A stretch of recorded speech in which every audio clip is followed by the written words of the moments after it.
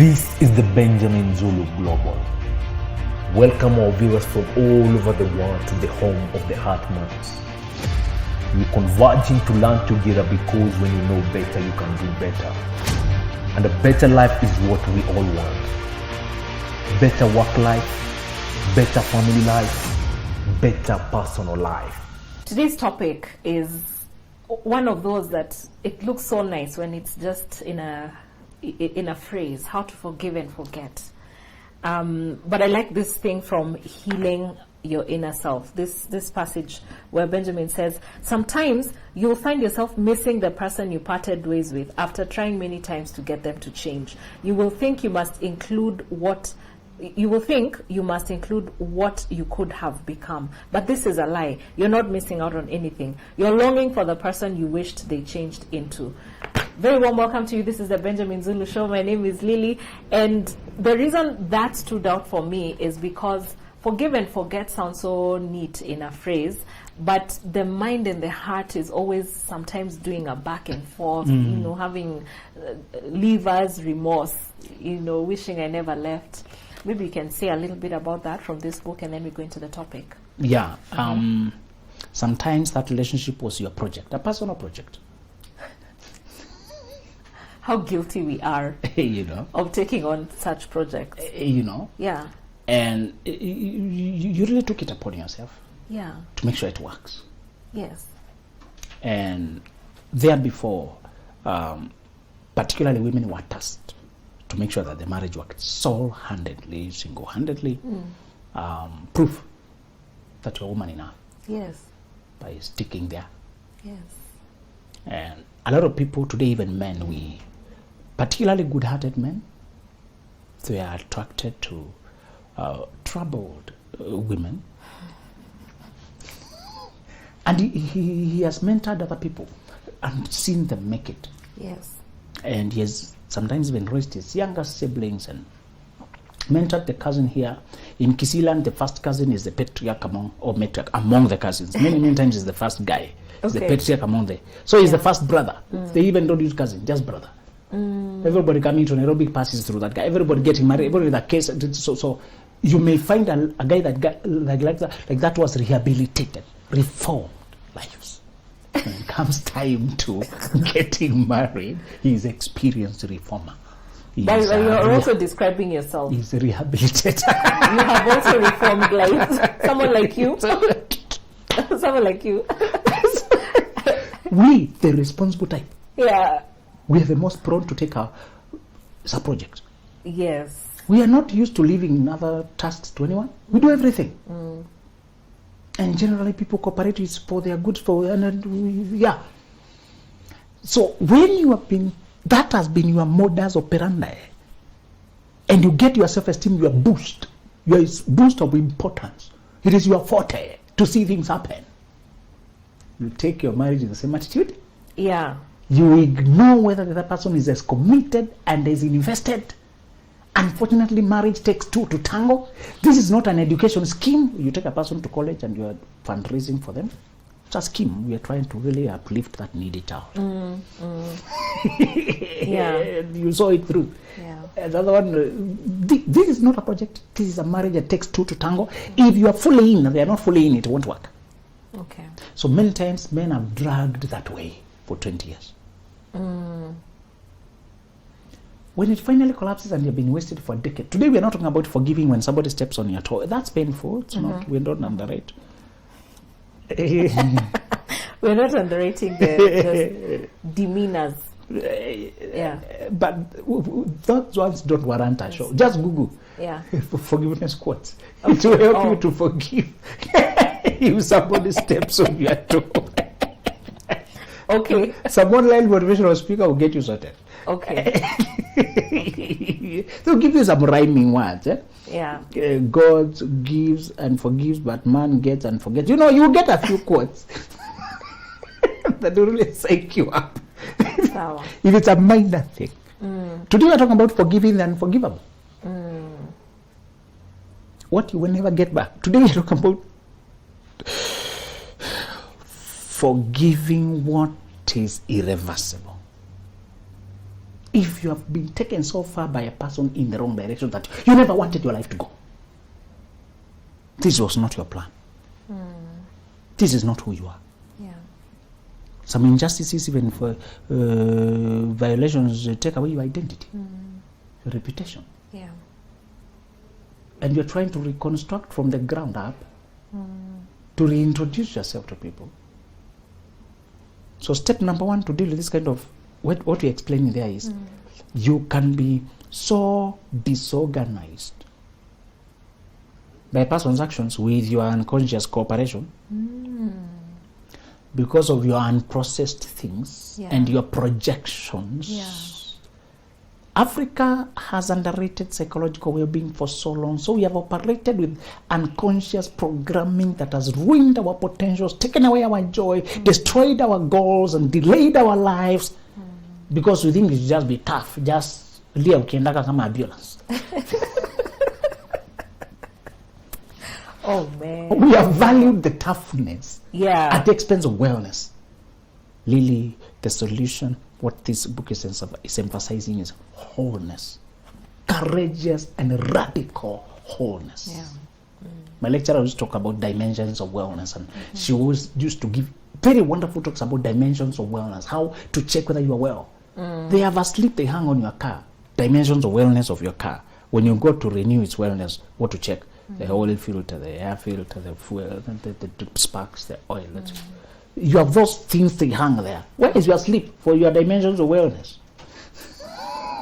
If you're careful with your car, the places it needs renewing and refreshing. Why don't we think about that about ourselves? Yeah, that's true. Servicing and things like that. Yeah. With our physical body, we are keen because it is apparent and it embarrasses us. Yeah. When it's clumsy, we don't feel okay. When you are hungry, it has pain. But the psychological issues, just because they're not visible, does not mean you should ignore them, because they can mess up your life even when you look physically intact. Yes. And sometimes psychological problems often filter into the physical wellness. And so you begin to fall sick and stuff like that. You've heard of the research estimating that as many as half of all hospital admissions have psychological roots. Yes. As many, in every 1 out of 2, they say it may look like a genuine disease, but they're saying if this person dealt with the psychological trauma and the stresses in their life, this thing would not have place in their life. Yeah. Some are organic, they're coming from other things, but they're saying there before they used to estimate about 33%. The estimates have gone high, really alarmingly. Researchers from all the universities that are trying to, institutions that are trying to estimate, they're playing 40. They're saying every place where they take control groups, where they work on the psychological well-being of the people, they say half recovered with no medical intervention. Remember, those who come to hospital are those many times who are collapsing. Many are still sick, they're just not at this stage of collapsing. And some never get to be admitted. They collapse and die. Yeah. There's no intermediary. Others collapse. Road accidents are usually many times not innocent. I told you about that. They're usually not genuine accidents. A person who is stressed was just not attentive. A person who received a very chaotic phone call, which they must receive even if they're driving on the highway, lest there'll be a case for the next 1 month. Yeah. So they forced, one guy told me he followed the phone. You know, it fell. Oh no. By the time he picked it, he was also flying. He had the car in the trees. Yeah, did you see that meme where there was a car in the tree and everyone was asking, how did that get there? Maybe it's that guy. If you receive a phone call that gives you shock, yeah, and you're on the highway negotiating a roundabout. Yeah. One time I was on the junction and somebody just rammed into me. There was traffic on both sides. So where was he going? And he just came out and completely acknowledged his mistake. He looked like he had zoned out. Exactly. Yeah.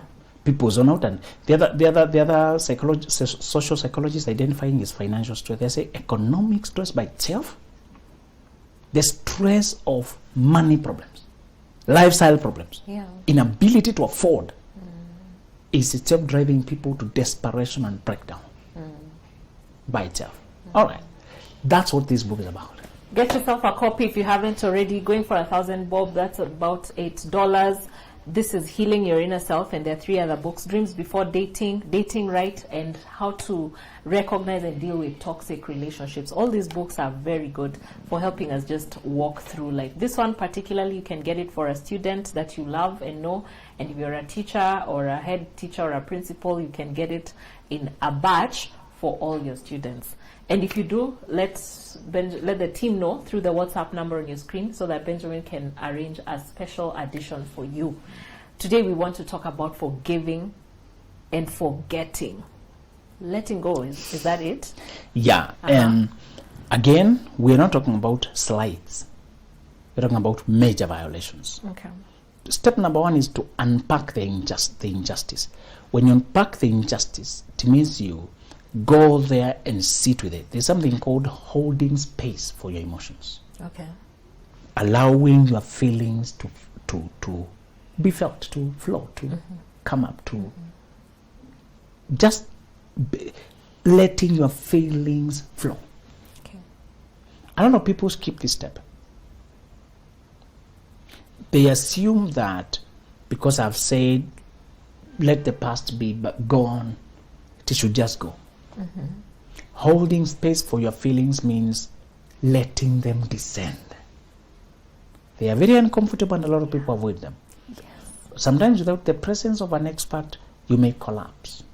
Your fear is justified. Again, anxiety is not always your enemy. Could be an alarm that what is coming is too much. So sometimes you feel anxious when you try to revisit some things because actually they are overwhelming. You may need to do psychological surgery with a psychological surgeon, the person who understands how to unpack. Psychological practice has not been well controlled in many third world countries, so you cannot tell who is competent for what. Just check people's work. See whether you connect on that level, because many will just give you superficial things. But you need a person who you know can help you unpack. Thankfully, you are not confined to Africa now because of online. You're not confined to your country. Yes. You can do this from anywhere in the world. One lady said she was walking and the drunk dad was behind and he touched her sexually. He was drunk. She has wrestled that issue. She was around 12. Many years have gone, over 20. But it is stuck there with her. Later on, whether it's energetic or whatever it is, she suffered other sexual violations. Some even from women. What? And the mountain of unfairness. Whenever you are violated sexually, you are likely to gravitate to, there's an itch that is introduced in that area of your life. And you find yourself easily to masturbation and pornography to scratch the itch. The itch. When people direct your energy, they are sought to the sexual area of your life. Even if people are abusing when young kids of 4 years, 6 years. When you're not conscious, they have introduced something there that disturbs. And to scratch it, you may find yourself going very far. And you may find yourself somewhere midlife, still crippled by that. You unpack the injustice by lifting layer after layer of what happened. What happened? Sometimes you do the letter writing, write the letters. We don't send the letters, we're just pouring out what went on, to revisit it event after event, to feel it. And many times it's intense, people can run. Yeah. It's not always that the doctor will tell you every case I handled was healed. Many times the patients were not ready for that kind of work. They ran. The surgeon was ready, the patient fled. Yeah. We have heard people flee. They want to stay on the surface. Many of them did outrageous self-destructive mistakes. As a result of an original injustice that was not their fault. For example, home was very peaceless, no peace. Then they ran into marriage. When they are barely grown. Yeah. Now, because they're looking for refuge, and this person is here to exploit, take whatever value you had left When you left home, you were 1. Now they multiply you by 3. Yeah. When you left home, your danger is from parents. Now, within 10 years, you have heaped pain from the first pain. And whenever we begin to visit, you tell them, this second one is a consequence of an opportunistic disease for the first one. We must address the first one. Because this one is very present. This person, how they treated you, how they handled. But how? Who was giving them permission? You did not choose your parents, but this one you chose. Yeah. The real offender is the parent who, in your young youth, they made you go around looking the world for somewhere to hide. Oh, man. Yeah. And if you do not address them and blame them for the cause of instability in your life that pushed you to go looking for the world to say, if you do not take that blame where it belongs, you get stuck. Because, yes, you will come later to who else took advantage of your weakened state. But you must start with whoever weakened you first. And condemn their action. Disagree with their deed. Because you've been told, your mother is still your mother. You get cast if you say that. The world had silenced a lot of people and invalidated their pain. Yes. Psychological space is the first place you can say, no, that was wrong. I was just a child. I did not deserve that. You shouldn't get children when you're not ready to take. I should not mother you, send you money myself. Hold the space for you. And now listen to all your chaos and become your emotional dumping side. Become your therapist and your friend. I'm just a class 8 child. Where are you pouring to me your struggles with my dad? You should disagree and say, you confused me until I was looking for anywhere for shelter. And here I am. I am fruitless in my life. Fruitless. I am 48, but you put all your children on my back. I had to raise them. Here I am, and I'm wondering where am I. You failed as a mother. You disorganized my life. You're my dad, but I'm trying to build your house. You are eating my money, lying to me, cutting corners, putting conditions on me that I can't leave home until I buy you a car. You should have bought your own cars. It's not children to buy you cars. You're a failure. You're poor financial manager because of your selfishness and emotion. You mismanage. You're supposed to say it and back the injustice. Say it to who? No, in a letter. I usually read it in therapy. Okay. We don't send it to them. Many of them cannot heal you. They don't even acknowledge. They are not in touch with themselves. They cannot be in touch with you. We're still putting a book together to illustrate those letters. Okay. Many clients usually tell us, include that one. Just we remove personally identifiable information, like names and all that, and then you to give people their voice back. Many Africans don't know how they can address the injustice by their parents, because parents are sacred. Yeah, they are deified. They are goddesses. One lady wrote on mothers who cannot love, and I'm contemplating a book on toxic mothers alone.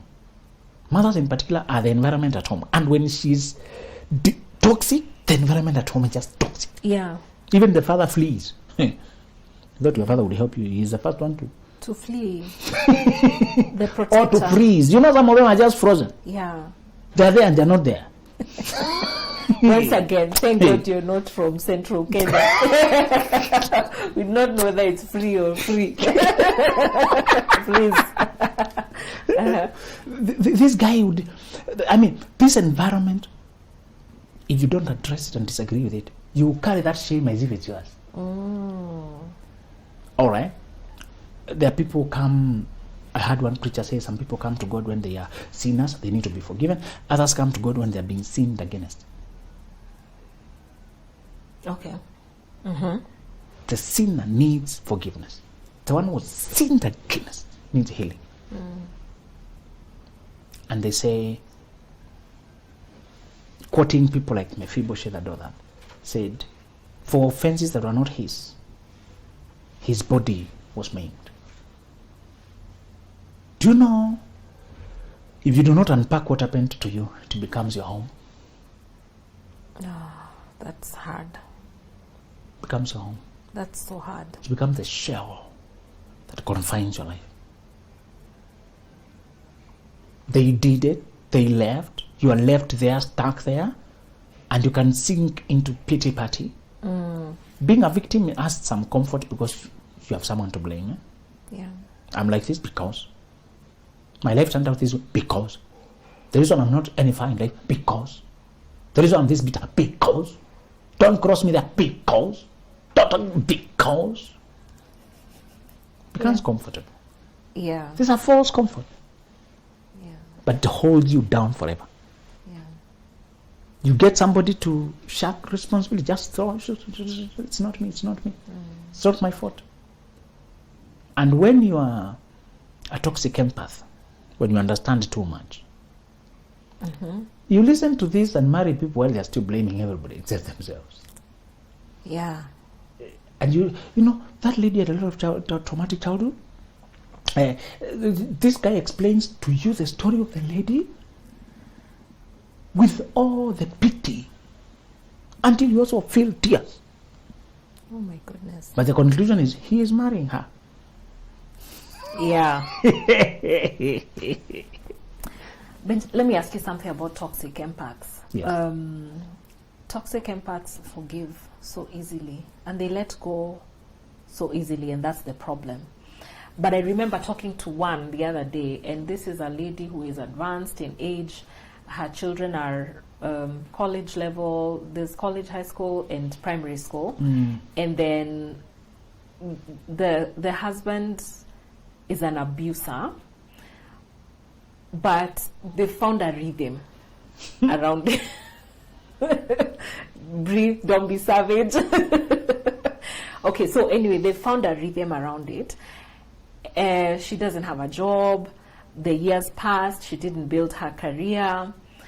And sometimes I wonder, is there a way out? Or, you know, for her, I can understand why she would stay and just continue with the rhythm. No, she's just weak. Stop using too much polite language for weakness. It's a very weak creature you are talking to. She has given up her calling, her purpose, her dreams, her vision, her spirit to be subjugated to an abuse. And she has gotten many kids. Even there's nursery school, as you say. There's primary school, as you say. She's there still getting children. This is just a weak person. There's no way you can negotiate with mistreatment. Okay, address the weakness. Let's say she's weak. Don't be stupid. Don't give up your money. Don't give up your career. Don't be silly now. So where do I start if I'm 48? You're not dead. Start where you are. For example, like where do I go? Okay, if you have ignored your career for 20 years, you have rusted, of course. Yeah. But there's a place you can start. If you look around, what matters is your mindset, let me tell you. What matters is the humility to start. Haven't you seen middle-aged men, 50s, driving a taxi, a very tiny car? Yeah. And when you look at the attitude, you actually enjoy working with him. You have noticed by the younger bosses, especially you ladies, you hire older drivers who are like father figures. Yes. Where are you getting them from? These are men who are trying to restart their life. Okay. You are safer around them than this hot-blooded young Jimmy. Yeah. Yeah. So, and schools. Schools like those elderly drivers who are more composed. Yeah. So, you have seen men restarting. Women also can restart. It's a mindset thing. And whenever people are trying to explain their defeated mindset to you, I don't have an option. Always. Sometimes it feels like that, Benjamin. Sometimes it A whole day from the time we started here with you. Somebody just sitting there because I have no option. They could not sell eggs. Nowadays you can do business from the comfort of your house, and the delivery is taken to where the customer is without even leaving your house. There's no time people had options like today. No time. There's always a demand for an efficient supplier of anything. From the shoe to the hair product to the anything. You just need to, in fact, one way to enter the market is to sell things on consignment. You don't need capital. Get things from a person who needs them sold. Consignment is commission only. You eat what you kill. But there's no cost to get in. Yeah. It's merely your creativity. Are you aware that in Isili and other sellers of clothes, they have already opened themselves to that? You just need to be introduced by a person who is known there. I know this person, give them so actually give you a picture. You advertise, get a customer. Come sell, you put in your markup. They give you your money instantly. Nobody needs to say they don't know where to start today. Nobody. The market has opened, the internet has opened the world all over. So people are weak, will, defeated, resigned, can as well wait for their death in peace. Don't throw those excuses to us. They don't work anymore. Okay. So you unpack the unfairness and recount the losses. It will be painful and you'll have to confront it. Sometimes you have to address the spirit, the ghost, the energy of the perpetrator. Sometimes you may have to speak up to them later, but after you've healed, and you can take the venom when they decide to attack back instead of apologizing. All right? Again, people don't care about healing you. They don't care about helping you get happy again. They don't care about your wellness. They don't. And they hide behind, I'm your parent anyway. They take it being a parent as if it's a certificate to abuse you. Yeah. I'm still your mother. Does that mean now you're my God? Hey, I think every vernacular has that proverb where the parent is a second God. You have it in your... Yeah. You hear it everywhere. Blessings of the parents is like they're essential for your life. Yeah. And they start trading that as idea. Many of them are just toxic, disorganized. They have no plan for their life. They hit you with burdens. I hope we are waking up as a society to make people responsible for their lives, even if they are parents. Okay. The same Bible that said children should obey also said the parents should not push the children back to desperation, to anger. The second step is to redefine your life in the wake of the injustice. You've unpacked it, addressed, disagreed, condemned. Next, you say, all right, you come to forgive when there's no apology being tendered. Many times the people who abuse you don't even acknowledge it. They're busy abusing others now. Yeah. They went on to the next victim. Yeah. They're still caught up in their own selfishness.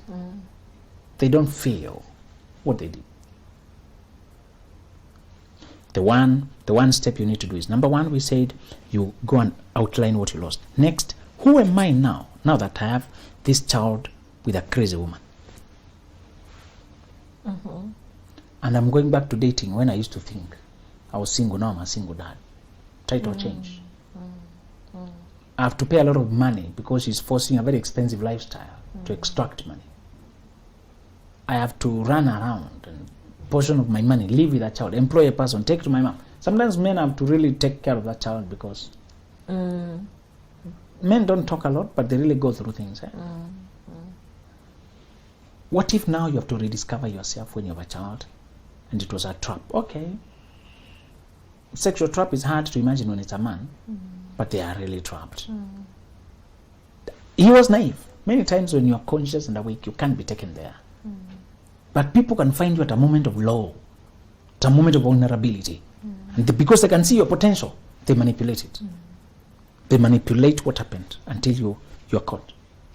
And it got to a place where even using protection doesn't help. Cunning women will follow the protection where you dumped it to get your seed. Oh my God. That's what they wanted. You're not safe. No protection here. Hey. Men have been trapped to extremes because she wanted a hold of your life. A hold of your life. The only safe man is a man who has recognized how unsafe the world is and has resorted to discipline. Those who think they can still go around stealing, pleasure here and there, they're still very vulnerable. Only men who have no future, no life, no heart, don't care, can get away with that. Because anyway, they have killed their humanity. That person who still cares, they can't watch their child suffer. That is the one being looked for. Because he will pay. Yeah. He can be extracted. Indirect abuse, indirect manipulation. Redefine your life in the wake of this. Say, all right, I'm a dad, but I'm a responsible one. I still have a vision, I still have a dream. Don't marry the woman because you got a child with her. You don't marry the man because you got a child with him. Don't report home because now you're pregnant. Pregnant brings a lot of emotions and you're supposed to manage it on your own without making any decisions during that time of emotional intensity. Remember the rule never to make serious decisions in the middle of the night. Break that down. Your feelings are very vulnerable. Yeah. At 1 a.m. Really? Yes. Even if I'm alone? Darkness brings poetry and emotions and bedroom and fantasy. Really? Yes. Your feelings are very vulnerable at night. That's why in the club, they run with darkness. You can really purchase. You can really buy. Hey, like those hawkers Yes. in town. One time I remember I bought a shoe in town at night and it looked so good. With the city lights. I know, I don't know how the city lights, you know, they cooperate with those things. And those things look perfect. And then when I got home, it had all sorts of issues. I was like, what is this? The radio from Githurai. When you buy the radio from Githurai at night, the news it is giving you, you're like, oh? People are making that meme. You buy a radio in Githurai, it is telling you that somebody went to Japan on foot and came back. No, this one was dead. The other, so it's comic, but it has a point. Yeah, it has a point. Okay. Night time. Don't make decisions that emotionally vulnerable. My goodness. Also, when you're flying very high, flight also excites our feelings because it's unnatural. We're usually on the ground, but flights are floating you in the skies, like countering nature. There are times at middle of the night, in terms of day and night, also during the night seasons of your life, like pregnancies, unexpected pregnancies, surprising, stressful time. That's a night time of your life. Don't make contracts. Even if you like it, postpone the signing. That's usually the management advice. Okay. Because the meeting can delay all the night and all that. But what climate are we in? Many people say they're in the club to discuss deals. That's a very bad idea. An alcohol, a bottle or two, and your moods are excited. The dark. And you're promising, and music. Yes, and there's meat, both the roasted and the living meat. You know, that's all the kind of meat. And you're there, and all this, and you're promising the deal. Yeah. And you're like, no, don't commit. Okay. So, similarly, in those when your life is in that season, don't commit. Just delay. Let sobriety come back. Sometime at 11 a.m. when your reasoning has resumed. Okay. Remember temporary insanity? Yeah. Just excitement because of the environment. Yeah. So redefine who you are in the wake of this thing. And the last step is to restart a fresh life without the dirty hands of the perpetrator. You restart a fresh life. You may want to migrate to another place. If physically you need to move away. Some people have even moved away to another continent. You don't have to be extreme, but if you have always had a chance and you held it because of this, and it's no longer making sense, it might have been as well in Melbourne. You know. But I discovered that migration thing. You can even just move to another county. Many times it's more practical to just change the physical. You don't have to be extreme. But many times when you just move to the other side of the city, where the same people are not seeing you, asking you questions. You change to a different church, maybe of the same kind. A branch of these churches you like. The other branch there. Where you know peeping eyes and where is so and what is going on. You know? Just, and then renew your life. Sometimes even change the clothing, change the stuff itself. Things start. You know? Restart another life where you create memories alone. If all the memories you lived on were created with an abuse, a person who caused you a lot of trauma, they'll become triggers, isn't it? Yes. And let me finish by a big loss. Sometimes the people who hurt you also died.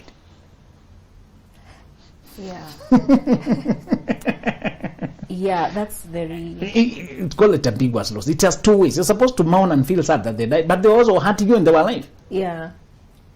Many times you may be stuck there, paralyzed by what to feel. So those mixed feelings of they did you in jail, but now they died.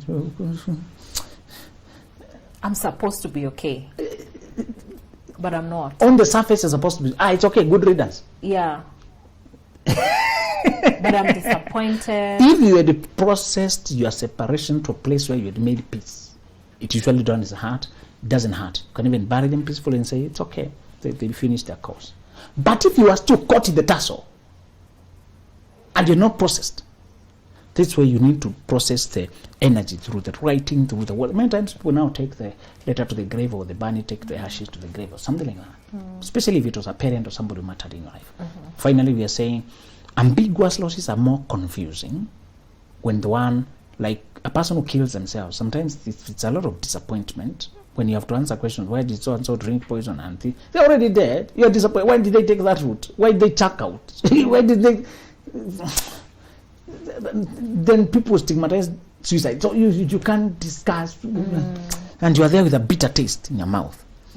One guy was told his father is hanged himself. He refused to go. I don't want to see a hanging thing. People will go handle it. Yeah. His younger brother went handle it. The brother got into alcoholism, depression, and died. These things of ambiguous losses. The person was very dysfunctional and hurtful in their life. Then they killed themselves. That can be very paralyzing, and you can find yourself descending to depression, and you being diagnosed with, it's not all bipolar that is innocent. Bipolar is not just a moody disorder. Many times it's unprocessed trauma, and they're calling you type 2, type 1. I've met people who say, forget this diagnosis. You are just, and can you, after you process the trauma, where is the diagnosis? Really? Yes, a lot of bipolar is not in your system, it's trauma. You've actually... Yes. I tell them, forget about that, because they want it now. It changes your reputation at work. It does. You are trying to file your medical case with this and there. No, before that, can we just process your trauma? We find, honestly, it's not stress related, perfect. Okay. But many of them, there's no history of it in their family. They have a very abusive mother, abusive dad. They have gone through very bad heartbreak. Where is this? As you diagnose yourself, where is this? After you unpack it, they say, I've never had an episode now. The last 6 months, forget it. My friend, can you go to your life? Okay. You can, unprocessed trauma can present as bipolar. Yes. Okay. I think I don't have anything to add to that. That was such a rich show, rich content. Thank you all for watching. See you on the next episode. Bye. This is the Benjamin Zulu Global. Welcome our viewers from all over the world to the home of the Heart Months. We're converging to learn together, because when you know better, you can do better. And a better life is what we all want. Better work life.